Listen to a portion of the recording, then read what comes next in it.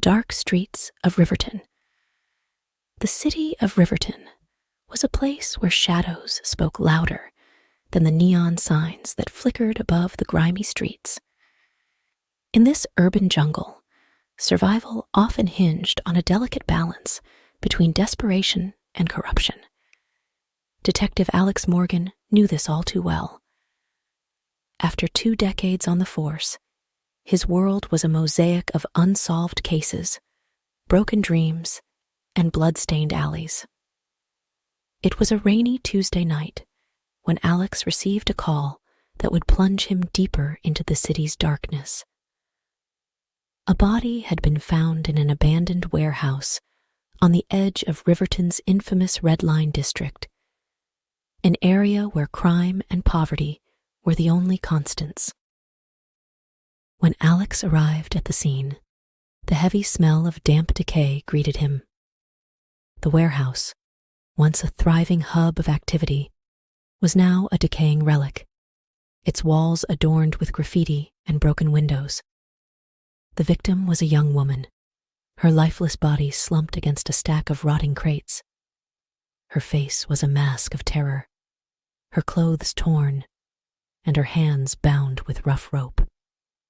"Another Jane Doe," muttered Officer Daniels, his rookie partner. "No ID, no witnesses, just another statistic in this damn city."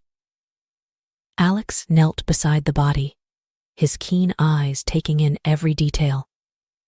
There was something different about this one, something that didn't fit the usual pattern of gang violence or drug deals gone wrong.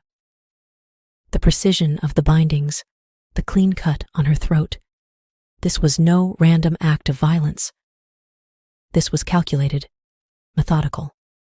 "Call it in," Alex said, standing up, "and get the forensics team down here. I want every inch of this place searched." As the team combed through the warehouse, Alex's mind raced. He couldn't shake the feeling that this murder was part of something much bigger. The next day, a visit to the coroner confirmed his suspicions. The girl had been tortured before she was killed. Whoever did this enjoyed it. Determined to find answers, Alex and Daniels started digging into the victim's identity. A breakthrough came when they discovered a small tattoo on her ankle, a symbol associated with a notorious human trafficking ring that operated in the shadows of Riverton's underworld. The ring was known for its brutality, its victims often disappearing without a trace. Alex reached out to his informants, people who owed him favors or feared his relentless pursuit of justice. One name kept coming up: Viktor Kovalenko, a Russian mobster who had recently expanded his operations into Riverton. Kovalenko was untouchable, protected by layers of bribed officials and ruthless enforcers.